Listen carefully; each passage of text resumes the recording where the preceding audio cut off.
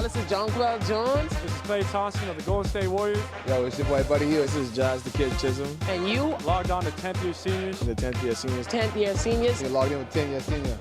You dig? Welcome to the 10th Year Seniors Podcast Network. This is the Read Option Week 5 recap. And we begin by telling you, like we tell you every single podcast, never forget that Colin Kaepernick was blackballed from this league in the 21st century for peacefully protesting police brutality against minorities. We should all be conflicted about how much we love this, how much we follow this, how much we obsess over this. But we do. And here we are. And it's so fitting that that's the start that we have every week. Because you get a first-hand look at the kind of stuff that Kaepernick was facing, not really so much in front of the camera, but behind the scenes. No, but it's as close as you could get to it. It's as close as you could get to it. It is. I think it's just the tip of the iceberg. I wanted to start to bring some light to the situation, right?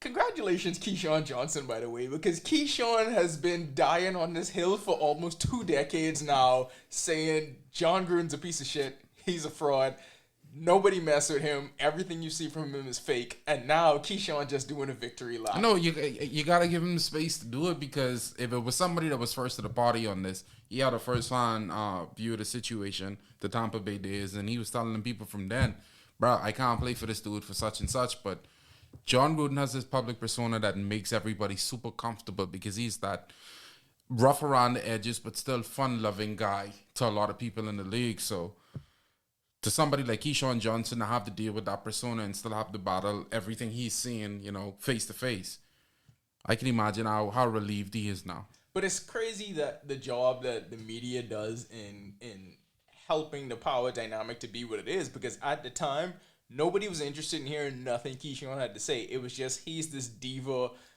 from that side of the tracks, and you have this authority figure who he just doesn't want to listen to. So there's no reason for us to take anything that Keyshawn or any other player has to say in that regard. We don't have to take it seriously. No, but if we take a look back through history at all of the players that John Gruden came into contact with that had any kind of negative thing to say about him, it's always them being cast in the light of, well, they're the problematic player. I know Keyshawn had a situation, Randy had a situation, even a bit Warren Sapp had a situation. I remember, and of course I can take it back to the Patriot way. Of course you will. One of we traded Richard Seymour there, and I think on the roster. Whatever. A year into it, he was saying something similar. So we've seen players come into contact with John Gruden, share these kinds of stories, and people look at them like, no, you're the problem. You know what it really makes me think of? Because, and we tend to bring him up a lot on this podcast for some reason, but the weird way Marquette King just disappeared, right? And there were actual stories about this. I actually went to look it up. There were stories about John Gruden publicly saying that it had nothing to do with his performance, but his personality. Yeah. You get rid of Khalil Mack as soon as you walk in the door because, Khalil Mack, he's superstar. It's a type A personality. Right. Get him out of there. Strong will. You get rid of Amari Cooper because Amari Cooper is seen as another one of those quote-unquote diva wide receivers. That's what I'm saying. We've seen the stories, but we've always given, the media has always signaled to us that we should give. I include you with now. Okay. We've given this narrative that John Gruden is the one who should get the pass, never the player. But now we've seen that, wow, this is what these players had to deal with. Imagine what the conversations have been like man to man, face to face. I'm not gonna lie, it was one thing because it happened on the Friday news dump, and people do that to get rid of stuff on Friday. But this was something you couldn't avoid because this is football, so you gotta talk about it on the weekend. So everyone was forced to talk about it, right? So on Friday, you heard the stuff that he said about DeMaurice Smith, as if that wasn't bad enough. And then the avalanche of the rest of the emails come down on Monday, and all I was waiting for was for him to call someone disorganized. But I can tell you just how big of a story this became so quickly. He had plenty disorganized vibes in there. Boy, listen to me. That was some disorganized energy. You said in the group last night, you don't know if he could have gone back to the locker room. I actually wanted to see him go back to the locker room after all of the email stuff. Couldn't happen. Not with what they have in the locker room. Bro, there's plenty of energy in there. I wanted to see how it gone over, but it's situations like this. Like you start a podcast with the Tig every week, but in situations like this, we get a like a deep look at what players have to deal with coaches like this, because we hear the stories all the time. We sometimes brush it off and it's like, you got to man up, you got to get over it. This is just a part of life. But to have somebody that's been built up on this pedestal like John Gruden has, to go through something like this, for us to see that, bro, sometimes it ain't what it all cracked up to be, bro. We got to go through more than a lot to put up with this. And I think about, you can say shit, I don't care. And I think about a part of what that is people don't respect it as them doing a job. They look at it as you playing in the NFL. This is a privilege. Millions of dollars, bro. This is a privilege. So this is something you factual. get to do. That's what you hear all the time from the league. To play in the NFL, to put on, to bear that shield. This is a privilege. This isn't anything else. This is a privilege. No, that's bullshit. Because it's something that they earned. This is something that they've been working towards from the time they was probably 5-6 years old. It's not a privilege. It's something that they earn. It's just like anybody else going to their job. In the same respect you give a CEO or a head coach or a GM of a team, you should give that to these players. But the way fans treat this entire thing, it's never like that. And all of that goes into how people view when these kind of things happen through that prism. They don't respect players for what they do, and they don't respect their agency. Well, players feel like they have no agency in this because that's just the way the power structure is set up. And so it, like, tying in what Keyshawn always thought about him or what other players thought about him, none of it ever mattered, and he could be gone from the league for 10 years and come back and get a 10-year mega contract. That I just was about to say, that's what makes all of this even more bizarre, because the fact that John Gruden has been elevated to such a high level in the league. He, like you said, he's been gone 10 years. And they baited him out of retirement with a contract that we've never seen before. To give a head coach that much space, to give him that much money, to have that much say in the organization, it took all of us off guard. And you had all of that on the face of everything you've heard past players say about him. And he didn't even win with his players. It was completely a team that Tony Dungy built, and he came in on the back end and won the Super Bowl. He didn't even win with his guys. Like that's the Tampa Bay days we're referring to now. Yeah, but it's I don't. Anyway, I was always kind of leaning on the Keyshawn side of this because I didn't get what the big deal was. He just says spider to why banana a lot. Why is he the media darling and all this stuff? And boy, it had me thinking a lot about Kentucky, right? Because people would say, and a lot of people that were caping him and trying to rationalize, well, he's been this leader of men. He's been in football for X amount of years. He's always interacted with these players. How could people think he's racist? He said he doesn't have a racial bone in his body. I don't know what people mean when they say that, but that's the kind of thing that he said. And I distinctly remember overhearing a conversation when I was in Kentucky talking about Kentucky basketball and hearing this person in a restaurant say, they may be niggas, but there are niggas. Yeah. Like that, it is 100% completely possible for you to like this sport, but hate the people that play it. Mm-hmm. That is possible. I mean, and when football gets into situations this, you always have to look at the wider picture.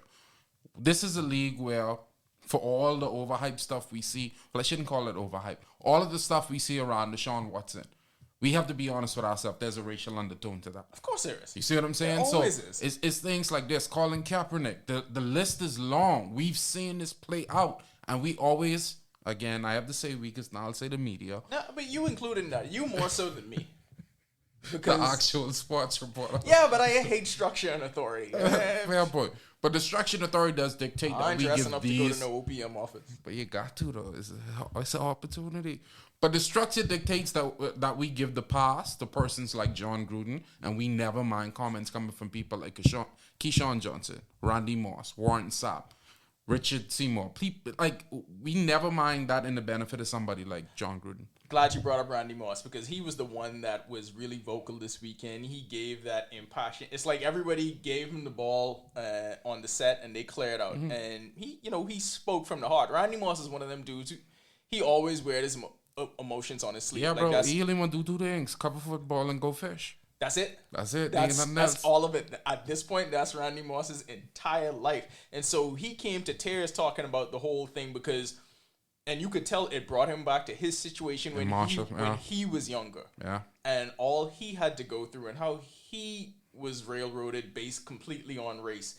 So you had him on one side, but you had a lot of people caping for John Gruden too. You had a lot of people willing to swear by everything he was saying. You had Tony Dungy say shit like, well, I have to believe him. I Why? literally have no comment because Hold when on, I saw... hold on. Go ahead. And before you go to him, you had Tony Dungy and you also had Mike Tirico, who, as we know, identifies as Italian. Go Google Mike Tirico right now if you don't know what Mike Tirico looks like. Light skin. Little light skin. That nigga black. Little light skin. He identifies as Italian, not black. It's the strangest...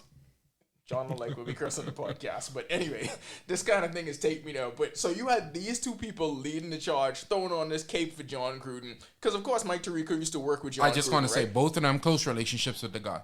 But I hate when people say, I haven't seen it, so this can't be so. So? How many people actually seen R. Kelly do all the shit that he got convicted of? That means he wasn't doing it? Well, we all seen him pee on the girl that one time, but it was so much more than that, though. You have, how many people... Allegedly, it was his brother.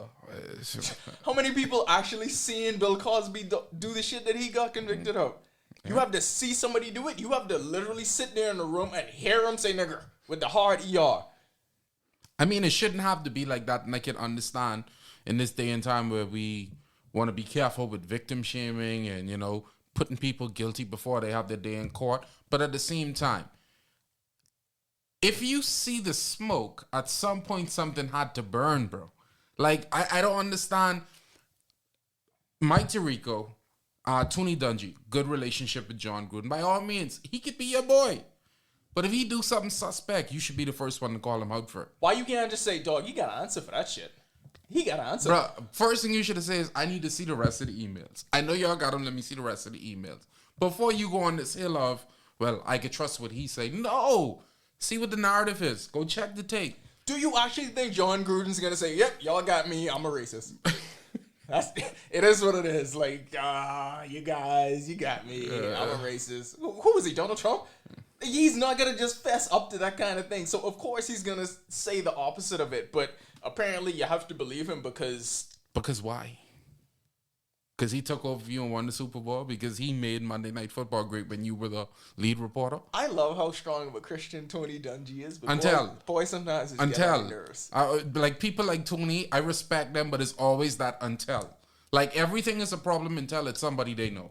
Everything is an issue until it's somebody they're close with. Like, people like that, you can't vibe with. You can't build a proper society around that because they always find a way to draw these lines. And then the thing about it is, whenever you have an issue with race or something that happens, whether it's NFL, NBA, whatever, what do we always do? They go to the players and ask, right? Like, when everything was going on in the NBA, everyone was asking the players. Mm-hmm. Or in this situation, of course, you go to Randy Moss, you go to Mike Tirico, you go to Tony Dungy. You don't go to the community that's actually responsible for these things. You go to the community of victims to get their response on it and ask them how to fix it. Well, the funny part is... How many white people we was asking about John Gruden? I just want to say the funny part is when it's the other way around, they definitely go to the community of the perpetrators.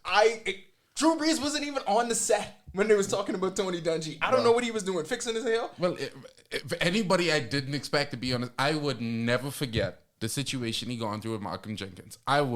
I could live 1,000 years and always remember that. Legit. He never recovered from that in New Orleans. That was the end of his career. He probably had more years to play. That ended it right there. When it was like, you're always the wrong...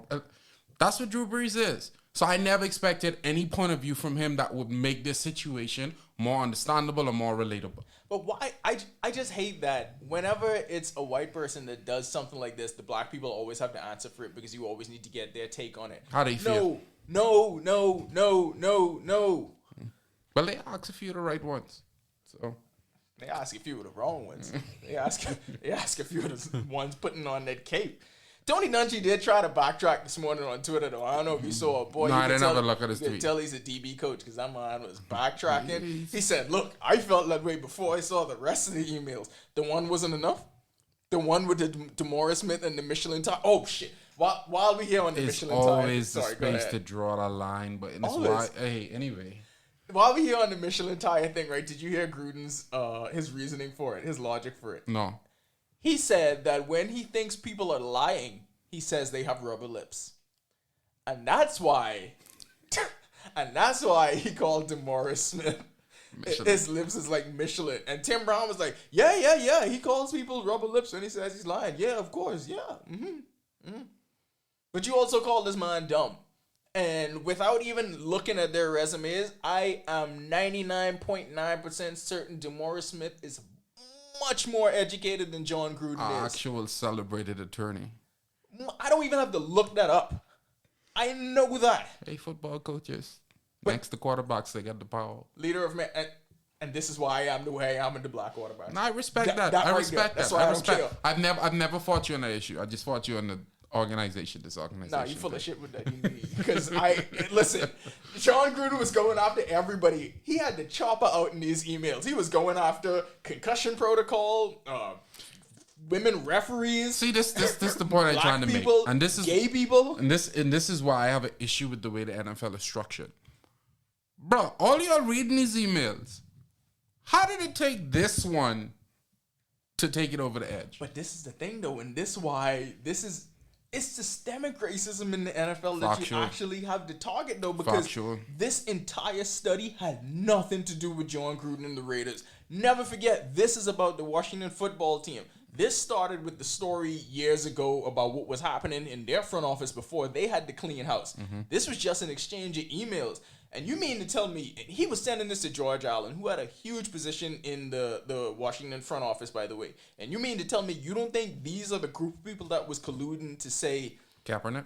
No, don't ever sign him again. Because, oh, by the way, John Gruden did bring that shit up that Eric Reid should never get to play again. Blackball him. You mean to tell me these group of people, these 30 owners, wasn't talking about how none of them are going to sign this man? It's a reason why that case got settled. Yeah. That's all I'm saying. Like, clearly that is what these people are about. This is just John Gruden saying this. He ain't even a big fish, bro. He's just a coach. Well, I mean, in the realm of coaches, he's a pretty... In the realm of coaches, but in the NFL system, he's beneath all of the owners. He's beneath all of the GMs. Yes, Carter, because they sign these people. Why I say the like that is because there's clearly a hierarchy of coaches that have strong voices throughout the league. But none of them are stronger than the actual owners, though, is what I'm saying. None of them are stronger than the dudes paying their checks, the dudes signing their checks, the dudes hiring them. From a financial standpoint, no. But from a sway standpoint? From a real power standpoint. Bro, I feel like some coaches have a lot of Absolutely sway. not, because at any point they could get fired. Which is true. If Robert Kraft felt like it, Bill Belichick would be gone tomorrow. Right away, but Bill Belichick was still holding the league and be hired in an hour.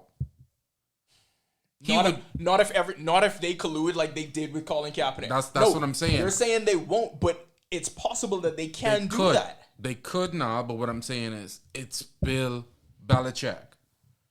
There's a short list of names from the coaching perspective that literally commands the league. I think John Gruden was on that list. Matter of fact, I think despite everything that happened over the last few days, he's still on that list. I give it probably... That nigga is done. I give it probably a year or two. He's going to be in someone's front office, interviewing some quarterback to figure out... Don't forget Gruden Grinders. That was after everything we heard before. He was still there on Monday Night Football, doing the Eli and Peyton stuff. Bro, he could be back. Nah, he about to go to Fox News. Okay, wait on it. He either about to go to Fox News or wherever the hell Jason Whitlock is. People like-minded. One America. He about to be the football analyst on One America News or some shit. Hey, One America is in Fox NFL kickoff every Sunday in the next year. You know the funny thing though, if it was that he had the chopper of hate out against everybody. Because if it was just DeMaurice Smith and him saying Eric Reid shouldn't play no more, the NFL owners would have had to been like, yeah, well, you know. But now this is what I'm saying, and this is where it confuses me. Because you were sick. This email wasn't sent last week Friday. This is a treasure trove of emails they've been holding. So my question is, why now? My question is, I got two. Who leaked it? Because you watch enough, you listen to enough true crime podcasts, you watch enough TV, you always got to go after the motive, right? Mm-hmm. Who had motive for this? And also, what else is in there? Because they got emails from everybody. Dog, niggas' IT department's been working overtime. It's you understand like, me? Again, bringing it back to the bit, it's like when we got caught up with Spygate. It was like, yeah, we caught the Patriots. Let's see the tapes. No, they done. No. The tapes gone. What else is in there? Who been saying stuff? Because I find it very hard to believe that with everything y'all got, and this was about Washington, everything y'all got, John Gruden was the biggest catch in that whole thing? No, he wasn't. Nah, bruh. Nah. See Nah. what- John Gruden got sacrificed for some other stuff. Let me see what Goodell had to say, bro. Them second email accounts. No, Them at Yahoo. Goodell was like, oh, I'm a, you know what? All right, then. All right. She was good. It's nothing more petty than when the boss friend cross something they ain't supposed to see. What? On site. That's what John Gruden said. All right, I just had to get that out of the way, because to me that was more compelling than everything else that happened. And the shitty thing about it is we actually had a great week on the field. Like, I needed us to wait until after the Monday night game to do this podcast, and that's where I want to start, because Lamar needed that game. I needed that game. The culture needed that game. That was a reminder game. Everyone is ready to crown the organized quarterbacks as the future. No, sorry, not even the future. The present face of this league right now. The face of the league.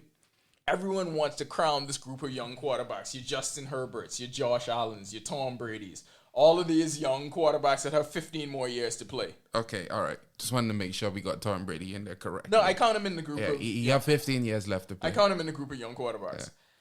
Don't forget that Lamar Jackson's still walking around here. Like, when you hold up Justin Herbert and saying he's 23 years old doing this, and you're amazed at 25-year-old Josh Allen, do not forget Lamar Jackson is 24 and already has an MVP on his resume. And the reason I got to give him credit for what took place on Monday Night Football is this. To have such an awful first half. Yeah. Like, to bounce back and say, you know what? I know y'all could put this on tape. I could hear the talk now. Oh, they was ramping that up. They was ready to go. Taking it back to the press narrative. You know, at halftime, you already started to pin that first sentence. So he knew what was being written. Change and he your came leads, out, bitch. Yeah, he came out and he was like, you know what? We got to put something better on tape.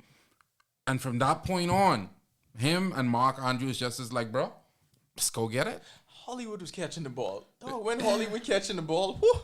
Bro, that deep pass he threw up there was like, all right, they back. But and I know a lot of people did not watch Lamar Jackson play quarterback in college when he was at Louisville, right? That's how you say it? Yeah. You've been to Kentucky. Y'all know y'all don't say it like that. Yeah, it's Louisville. Louisville? Yeah, you know. Just say DeVille, actually. Oh, yeah. But the notion that Lamar Jackson cannot be a pocket passer is ridiculous, because he won the Heisman Trophy being a pocket passer. Like, See, this is where I think you overblow this narrative. No. The idea is not he's unable to pass from the pocket. Bill Polian said he's a wide receiver. You judging anything Bill Polian said? Bill Polian said he's a wide receiver. At one point in his career, he won GM of the year. But that man say he's a wide receiver. All that you should probably go down and list who all won GM of the year and to see. me, I'm just saying Bill Polian is one person out of this group that has affected the way young black men shape their football careers for generations. And that's why I'm going to root for all of them that break through to be quarterbacks. Because So did Booker McFarland. he ain't say he's a wide receiver. No, but I'm just saying he did affect the way that these guys have been viewed. Just saying. You only gotta be white and negative. You got some dumb black dudes in there too. Oh, of course you do. Yeah. Of course you do. They usually put on the cape. Like, you watch Django. You know you gotta have at least one Samuel L. in the corner. You know you gotta have dudes like that. You gotta have Jason Whitlocks. You gotta have the black people that go in front of the camera and say the things that the white community wants to say, but they don't want it to be negative PR. Those people will always exist and have a job. Candace Owens rich. Boy. But anyway, to finish off the point I was making, I think we have to decipher between what it actually means to be disorganized and to be a quarterback. I just want the narrative set. When we refer to disorganized as a quarterback's ability to make something happen when the pocket breaks down. More often than not, you have quarterbacks who can be decent from the pocket, still have the ability to roll out and make plays happen. It looks a bit disorganized on the surface. That's it. And like I continue to say, my problem with that is you will never hear someone use the word disorganized in a positive light. That is not seen as positive. And the list of people that y'all consider disorganized, the character traits displayed by that, is predominantly the way you see a lot of black quarterbacks play. The thoughts and views and ideas shared by the 10YS podcast network are reflective of us and us alone. Well, yeah, we the only people talking on shit. I just said. You want to do disorganized, organized No, list again? no. We straight. The people straight. The audience get it. They get it. Josh Allen played pretty disorganized. Bro, sometime in your life on the line, That man hurdled. he good though. He is great. Hey, let me explain something to you. The closest thing to a perfect pocket passer to be disorganized would be Josh Allen. Oh, get the...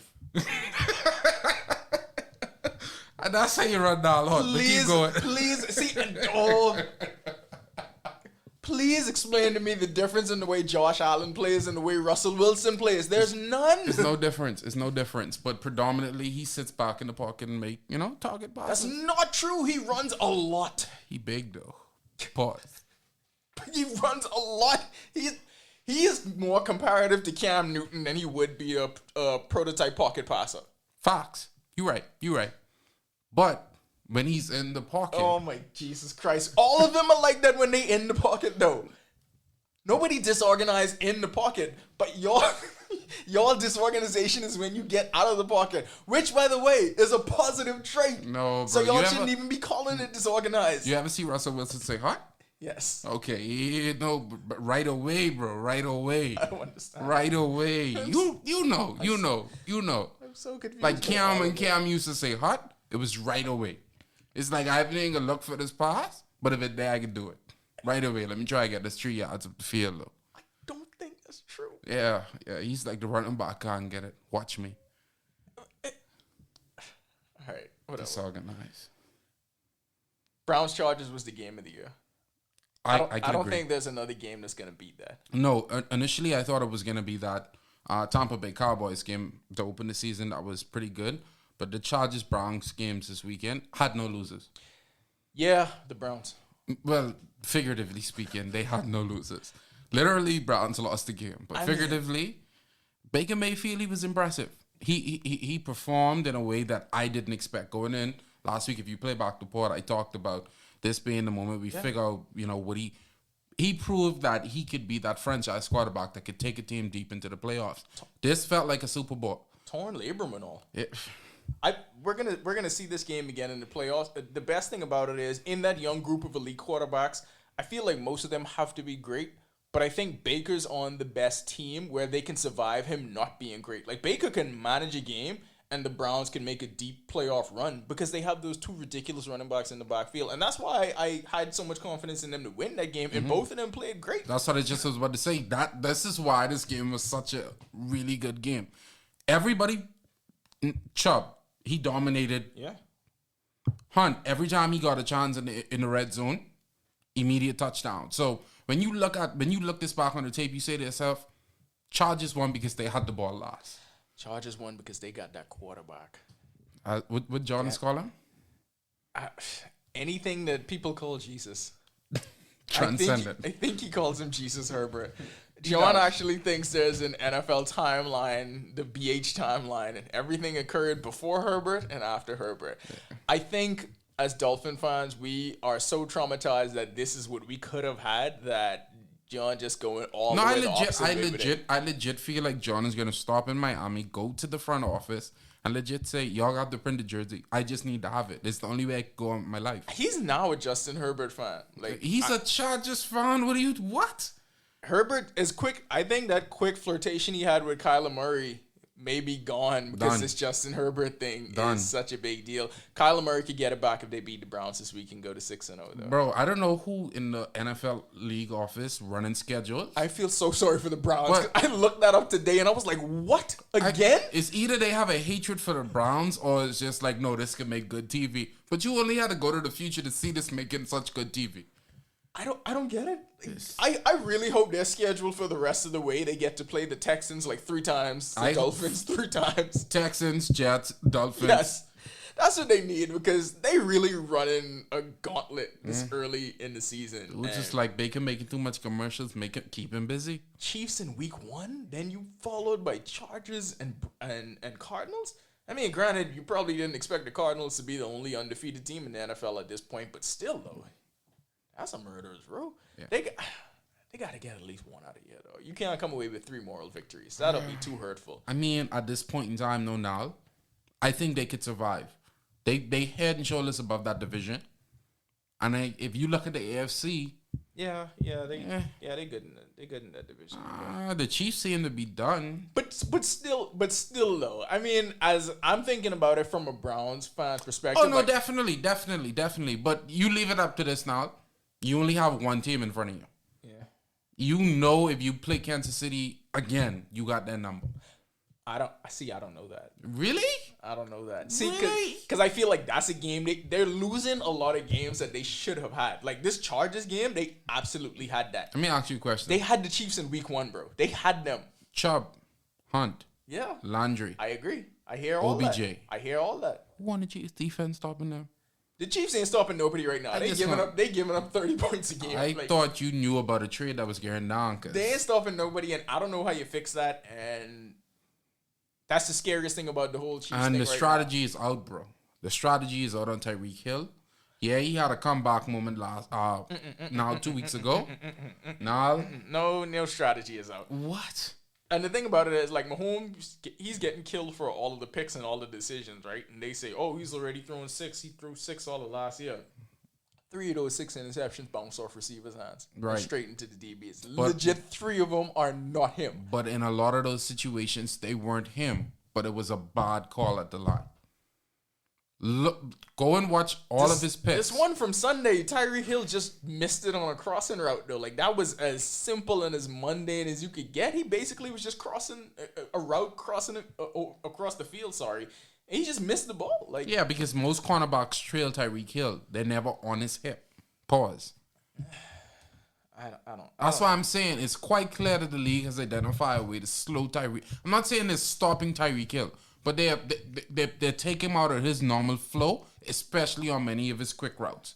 Right away, you have a linebacker chipping him and feeding him right into a safety. I think it's as simple as having another threat on the other side of the field. Because if you have Kelsey and Tyreek Hill lined up on the same side of the field, which they do oftentimes, you need somebody over there to at least be able to draw some kind of attention to make the defense be honest to the opposite side. And I think that obviously that's why they signed Josh Gordon they hope to get some of anything that's left from the Josh Gordon that was in Oh, Cleveland. I thought it was in hopes of making sure he come with the good stuff. I mean, that could be a part of it. It's tough to do. No Tyreek there in Kansas City. All they got is barbecue and nothing else. I know, but Somebody gotta come with the connect. dudes just travel a lot. I know how Monday to Sunday look, but he in Kansas City for a while. Are we ready to say the Bills are unquestionably the best team in the NFL right now? The I Bills, wouldn't say the best team, they're the highest scoring team, They and are. their defense gives up the fewest points. right? But I wouldn't say the best team. If you watch and y'all could call him LA, I could call him San Diego. If you watch what San Diego doing, I feel like that's the best team in football. Yeah, the Cardinals are undefeated, but the Chargers, in my opinion, are the best team in football. Y'all give up on Chandler Jones early. We ain't give up on him. Hold on. As soon as his brother clears issues, they could be back. It's a family thing, you see. Daddy ain't praying enough. He's a pastor. You got to take them to church. It's a process. Is he really? Yeah. What? I didn't know that. That's the best part of their story. That explains all of this. Bro. That really explains all of it. You gotta, the one who used to play for the Colts, I think Arthur, you gotta listen to that man talk, bro. It's like he know him and his brothers was wild. Well, the dad knew that they were wild, and it was just like, I guess that's what God gave me. It's almost like, PKs, boy. PKs. hey. The gals. That's exactly what it is. But I think the Chargers are the best team in football. Arizona is right there, but what Herbert is doing, Eckler is playing out of his mind. Think about the fact that this guy went undrafted.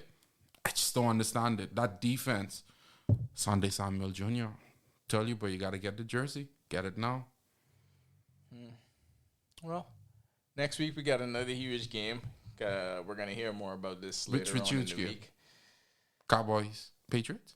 That's not a huge game. The huge game is two of those aforementioned elite quarterbacks, and this is going to be one for Mac the Jones. conversation. And Dak Prescott? Justin Herbert, Lamar Jackson. Mark Jones is pretty good last Mark week, Jones too. is not going to be in anybody's conversation. Mark Jones almost get beat from Davis Mills. Issues happen, bro. Just like Lamar Jackson came back in the second half.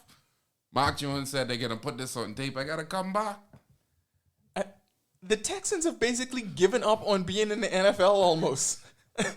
I don't understand. Nah, you play the team in front of you.